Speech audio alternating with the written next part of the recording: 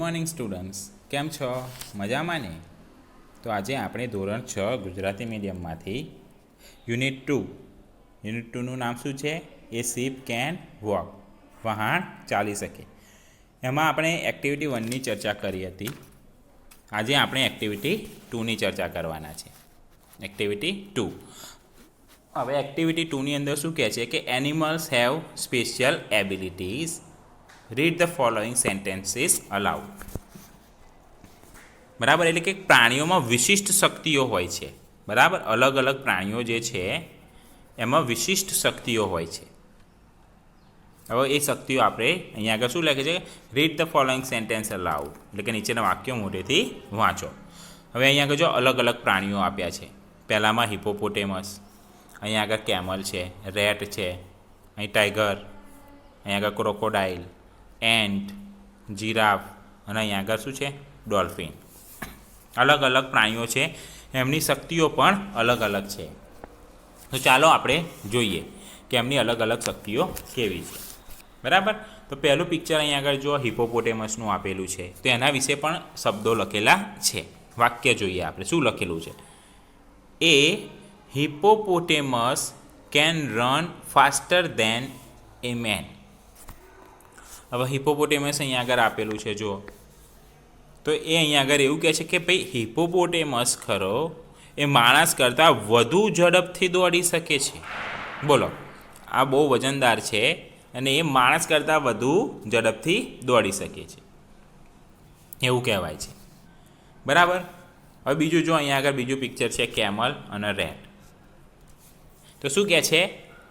A rate can last longer without water than a camel.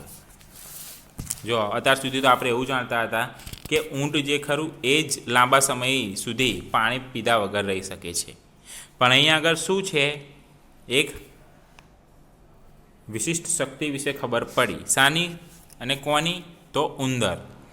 ઉંદર જે ખરું એ ઊંટ કરતાં વધુ લાંબો વખત પાણી વિના રહી શકે છે. બોલો, એવું કહેવામાં આવે છે. અહીંયા આગળ એવું કહે છે. અત્યાર સુધી તો ઊંટ તો પાણી પીતો હોય, ખાતો હોય તો એના ખાવાનું ખૂંદમાં ભરી દે ને પાણીની કોથળીની અંદર પાણી ભરી દે તો રણમાં ચાલે. પણ અત્યારે તો શું ખબર પડે છે કે રેટ એટલે ઉંદર ખરો એ પાણી વગર રહી શકે છે ઊંટ કરતાં વધારે લાંબો સમય. હવે ત્રીજો આપે છે અહીંયા આગળ પિક્ચર ટાઈગર. શાનું છે? ટાઈગર. હવે શું લખેલું છે ટાઈગરની અંદર? જો, the Siberian tiger is the largest cat in the world.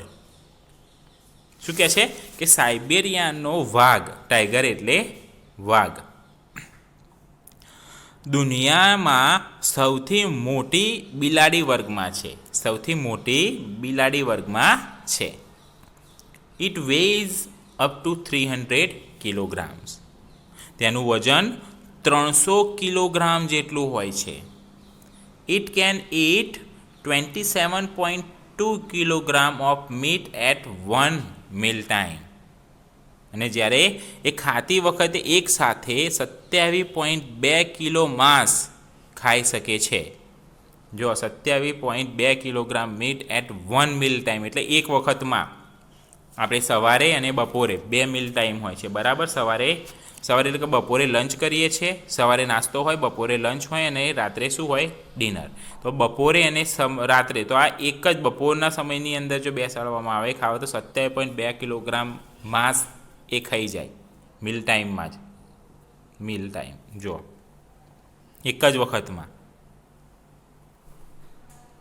Okay, તો એના પછી બીજી ખાસિયત હવે અહીંયા આગળ ક્રોકોડાઇલ છે, એની જાણીએ. ક્રોકોડાઇલમાં શું છે? A crocodile can not move its tongue and can't chew. બરાબર, મગર જે ખરો એની જીભ અંદર હોય છે. બરાબર, મગર તેની જીભ હલાવી શકતો નથી અને ચાવી શકતો નથી. તમે ટીવીની અંદર જોતા હશો તો મગર જ્યારે ખાય છે તો એ કોઈ દિવસ ચાવતો નથી. એનો ખોરાક સીધો પેટમાં ઉતારી દે છે, ગળી જાય છે, સ્વેલો કરી લે છે. એ ચાવતો નથી અને એની જે ટંગ જે ખરી ને કોઈ દિવસ હલતી નથી, મૂવ કરી શકતો નથી. તો આ ખાસિયત છે. હવે એના પછી the ant can lift 50 times its own weight. એટલે શું કહે છે કે કીડી જે ખરી, આ નાની કીડી, એ તેના વજન કરતાં 50 ગણું વજન ઉચકી શકે છે. કેટલું? 50 ગણું વજન, 50 ટાઈમ્સ. હવે આપણે તો આપણા જેટલું વજન પણ ના ઉચકી શકીએ. તો આ કીડી જે ખરી એનું વજન જો 1 કિલો હોય તો એ 50 કિલો વજન જેટલું ઉચકી શકે. આ એની એબિલિટી છે, ખાસિયત છે. હવે એના પછીના પિક્ચર તરફ અહીંયા આગળ આવીએ. Dolphin. The fastest mammal dolphin can swim up to 56 kilometers per hour. જો ફાસ્ટેસ્ટ મેમલ એટલે શું કહે છે? સૌથી વધુ ઝડપી સસ્તન પ્રાણી કોણ છે? તો ડોલ્ફિન. ડોલ્ફિન 1 કલાક દીઠ 56 કિલોમીટર તરી શકે છે. કેટલા કિલોમીટર? 56 કિલોમીટર તરી શકે છે. ફાસ્ટેસ્ટ મેમલ છે દુનિયાની. હવે એના પછી છેલ્લું પિક્ચર આપેલું છે જીરાફ. એના વિશે જોઈએ. A giraffe can clean its ears with its 21st inch long tongue. કે જીરાફ તેની 21 ઇંચ લાંબી જીભથી તેના કાન સાફ કરી શકે છે. હવે જીરાફનું મોં જુઓ તો એની ટંગ એટલી લાંબી છે તે અહીંથી લઈને એના કાન જે ખરા એ પણ અંદર સાફ કરી શકે છે. એટલી કેટલી? 21 ઇંચ એની લાંબી જીભ છે. તો આ હતી માહિતી અલગ અલગ પ્રાણીઓની. હવે આની અંદર અમુક શબ્દો પણ છે સામેલ. બરાબર? તો આપણે એ શબ્દો જોઈએ. અહીંયા આગળ જો એક લખેલું છે લાસ્ટ લોંગર. હવે લાસ્ટ લોંગર એટલે શું થાય છે? વધુ ઝડપી. શું થાય છે? વધુ ઝડપી. બરાબર? અને અહીંયા આગળ ફાસ્ટર આપેલું છે. ફાસ્ટરનો મતલબ વધુ ઝડપી થાય છે. અને અહીં લખેલું કે લાસ્ટ લોંગર. લાસ્ટ લોંગર એટલે વધુ લાંબુ ટકી રહેવું. બરાબર? વધુ લાંબુ ટકવું અથવા ટકી રહેવું. હવે એના પછી શબ્દ આપેલો છે અહીં આગળ. કયો શબ્દ છે? લાર્જેસ્ટ. વાઘનાની અંદર, વાઘનું જે પિક્ચર છે એની અંદર લાર્જેસ્ટ એટલે શું થાય? સૌથી વધુ મોટું. સૌથી વધુ મોટું. બરાબર? હવે એના પછી શબ્દ છે લોંગેસ્ટ. કયો શબ્દ છે? લાર્જેસ્ટ પતી ગયો. હવે જુઓ, લાર્જેસ્ટ પછી લોંગેસ્ટ.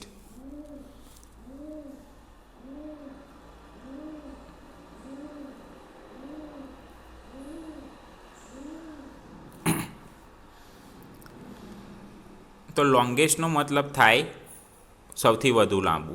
અને અહીં આગળ જો વેટ લખેલું છે. બરાબર? અહીંયા આગળ વર્બ લખેલો છે વે. તો વેનું શું?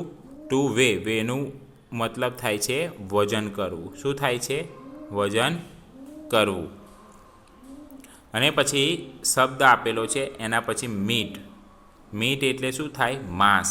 પ્રાણીઓનું માંસ હોય એ. એના પછી શબ્દ છે મીલ ટાઈમ. મીલ ટાઈમ એટલે